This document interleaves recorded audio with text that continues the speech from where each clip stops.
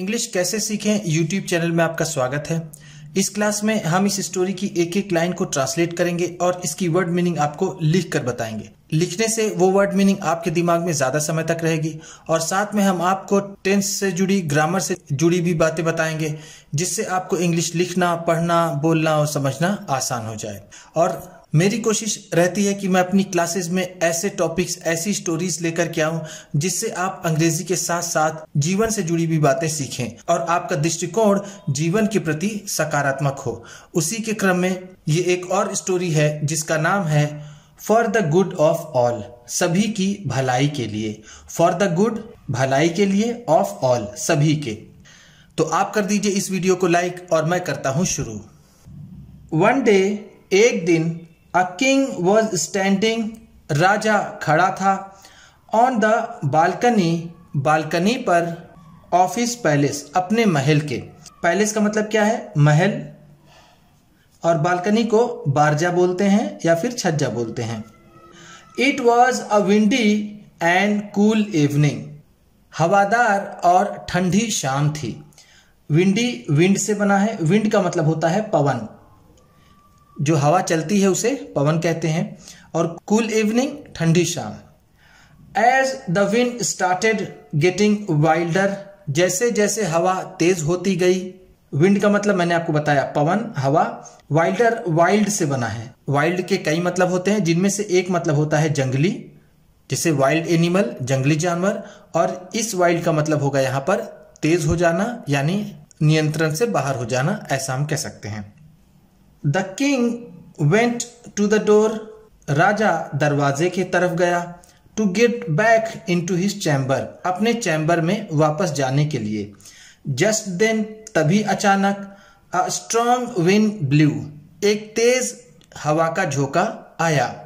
Blue का मतलब है, ब्लू ब्लो से बना है। ब्लो का मतलब होता है हवा का बहना, तो तेज हवा चली। The doors to the chamber, chamber के दरवाजे, shut with a loud bang, एक जोर की आवाज के साथ बंद हो गए। शट का मतलब होता है बंद होना, बंद होना, जिसे हम इंग्लिश में क्लोज कहते हैं। लाउड का मतलब जोर की, जोर से, और बैंग का मतलब धड़ाम की आवाज। धड़ाम की आवाज के साथ चैम्बर के दरवाजे बंद हो गए। As the king had placed his hand, जैसा कि राजा ने अपना हाथ रखा था। हैड प्लेस का मतलब क्या है? रखा था। ऑन द डोर, दरवाजे पर। टू गेट इन, अंदर जाने के लिए। His finger caught between the two doors, दो दरवाजों के बीच में उसकी उंगली फंस गई। कॉट का मतलब क्या है? फंसना। The king's finger was cut, राजा की उंगली कट गई। He cried out in pain, वो दर्द से चीखने लगा। हियरिंग हिज क्राइज, उसकी चीख सुन करके। क्राइज यहां पर क्या होगा? चीख, उसकी चीखों को सुन करके। The guards and the Kings wise prime minister, सुरक्षाकर्मी और राजा का समझदार प्रधानमंत्री। वाइज का मतलब क्या है? बुद्धिमान या फिर समझदार। Arrived on the scene immediately, तुरंत ही घटना स्थल पर पहुंच गए। इमीडिएटली का मतलब क्या है? तुरंत, और सीन का मतलब घटना स्थल। अराइव्ड का मतलब पहुंच गए। सीइंग दैट, देख करके कि the king's finger was cut, कि राजा की उंगली कट गई है। The guards said some sympathetic words, सुरक्षा कर्मियों ने कुछ सहानुभूति भरे शब्द कहे। सिंपैथेटिक वर्ड्स का मतलब क्या है? सहानुभूति भरे शब्द। सहानुभूति भरे शब्द। बट, लेकिन, प्राइम मिनिस्टर सेड, लेकिन प्रधानमंत्री ने कहा, वट एवर हैपेंस, जो भी होता है, हैपेंस फॉर द गुड, अच्छे के लिए होता है। वट एवर का मतलब है जो भी, और हैपेंस का मतलब होता है होना। हियरिंग दीज अनकंसोलिंग वर्ड्स, इस तरह के उदासीन शब्दों को सुनकर। अनकंसोलिंग वर्ड्स बिल्कुल उल्टा है सिंपैथेटिक वर्ड्स के। वो सहानुभूति भरे शब्द थे, ये उदासीनता भरे शब्द हैं। तो हम इसे यहां पर कह सकते हैं उदासीनता भरे शब्दों को सुन करके the king lost his temper, राजा को गुस्सा आ गया। लॉस्ट वंस टेम्पर का मतलब होता है गुस्सा आना, गुस्सा होना या फिर गुस्से का आना। ही सेड, उसने कहा, गार्ड्स, रक्षकों, गो, जाओ and put him in prison, और इसे कारागार में डाल दो। प्रिजन का मतलब क्या है? कारागार, या फिर जिसे हम जेल कहते हैं। सो इस तरह द प्राइम मिनिस्टर, प्रधानमंत्री, वॉज इम्प्रिजन्ड, उसे कैदी बना लिया गया। इम्प्रिजन्ड का मतलब होता है कैदी बनाना, कैदी बनाना या फिर होना।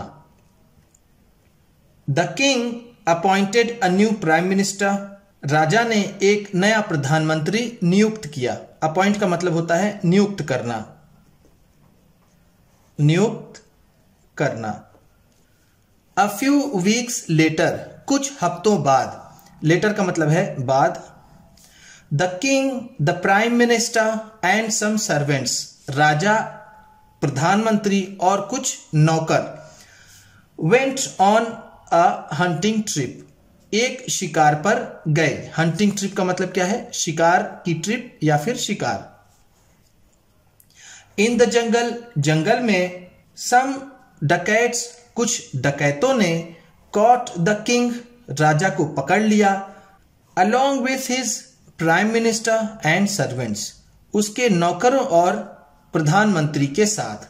अलोंग विथ का मतलब क्या है? के साथ।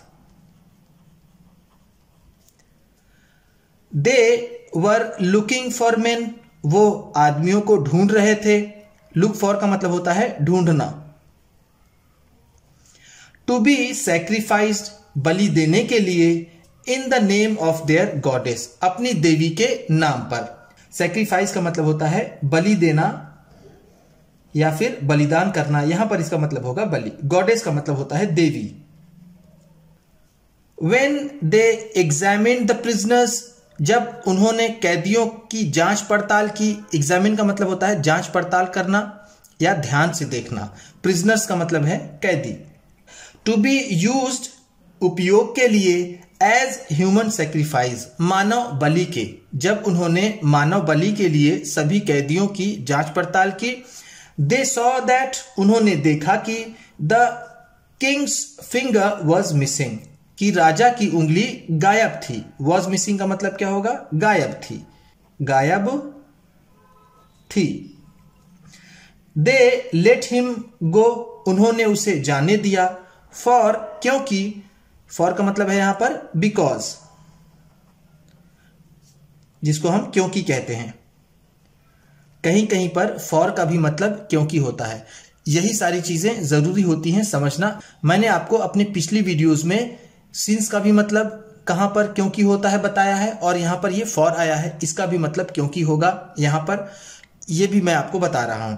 अगर आप मेरी पिछली पूरी वीडियोस देखेंगे तो आपको काफी कुछ समझ में आ जाएगा कि शब्दों का उचित उपयोग कैसे होता है। They wanted a complete man, वो एक संपूर्ण आदमी चाहते थे। कंप्लीट मैन का मतलब है संपूर्ण आदमी, जिसके अंदर कोई कमी ना हो। एज द ह्यूमन सेक्रीफाइस, मानव बलि के लिए। ह्यूमन सेक्रीफाइस का मतलब है मानव बलि, मानव बलि। देन, फिर। दे एग्जामिन्ड, फिर उन्होंने जांच पड़ताल की। द न्यू प्राइम मिनिस्टर, नए प्रधानमंत्री की। दे फाउंड हिम फिट, उन्होंने उसे उचित पाया, फिट पाया। फॉर द सेक्रीफाइस, बलि के लिए। दस, इस तरह। द न्यू प्राइम मिनिस्टर, नया प्रधानमंत्री। वॉज किल्ड, मारा गया। The others were held back, और दूसरे बंधक बना लिए गए। होल्ड बैक का मतलब होता है वापस रख लेना, ना जाने देना। हम यहां इसे कहेंगे बंधक बनाना, बंधक बनाना। The king reach back to his palace, राजा वापस अपने महल पहुंचा। रीच का मतलब होता है पहुंचना, पैलेस का मतलब मैंने आपको बताया महल। He asked the guards to free, उसने सुरक्षा कर्मियों से आजाद करने के लिए कहा। देखिए यहां पर ये आस्क है गार्ड्स के बाद टू है। अगर आस्क हिम टू हो, आस्क मी टू हो, आस्क के बाद टू हो तो उसका मतलब हो जाता है कहना। यह मैंने आपको अभी पिछली ही वीडियो में बताया था। एंड और fetch the imprison prime minister, और कैद प्रधानमंत्री को लाने के लिए कहा। फेच का मतलब होता है लाना, जिसकी इंग्लिश होती है bring. The king said to him, राजा ने उससे कहा, यू वर राइट, तुम सही थे। राइट का मतलब यहां पर क्या है? सही। इसी राइट का मतलब होता है दायां। What ever happens happens for the good, जो भी होता है अच्छे के लिए होता है। आई वॉज सेव्ड, मैं बच गया। ड्यू टू माई मिसिंग, अपनी गायब फिंगर्स, उंगलियों की वजह से। ड्यू टू का मतलब होता है के कारण या फिर की वजह से। यू आर फ्री नाउ, अब तुम आजाद हो। Now hold your post as usual, और पहले की तरह अपना पद ग्रहण करो। पोस्ट का मतलब यहां पर क्या है? पद। एज यूजुअल का मतलब हमेशा की तरह, पहले की तरह। द प्राइम मिनिस्टर स्माइल्ड, प्रधानमंत्री मुस्कुराया। बोड लो, अपना सिर झुकाया। बो का मतलब होता है सिर झुकाना। मैंने इसकी मीनिंग आपको एक और बताई है अपने पिछली वीडियोस में। बो का एक और क्या मतलब होता है उसको आप कमेंट बॉक्स में बताइएगा। एंड सेड, और उसने कहा, यस योर मैजेस्टी, हाँ महाराज। योर मैजेस्टी का मतलब क्या है? महाराज। वॉट एवर हैपेंस, जो भी होता है, हैपेंस फॉर द गुड, अच्छे के लिए होता है। मोरल, नैतिक शिक्षा।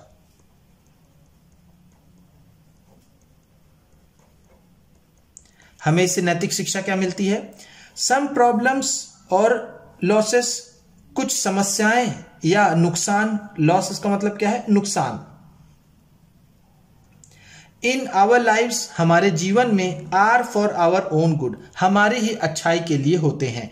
कुछ समस्याएं या कुछ नुकसान हमारी जिंदगी में कुछ अच्छे के लिए ही होता है। इसलिए हमें किसी भी नुकसान से, चाहे वो छोटा हो बड़ा हो, बहुत ज्यादा व्यथित और घबराना नहीं चाहिए, क्योंकि कभी कभी कोई नुकसान वरदान साबित हो जाता है।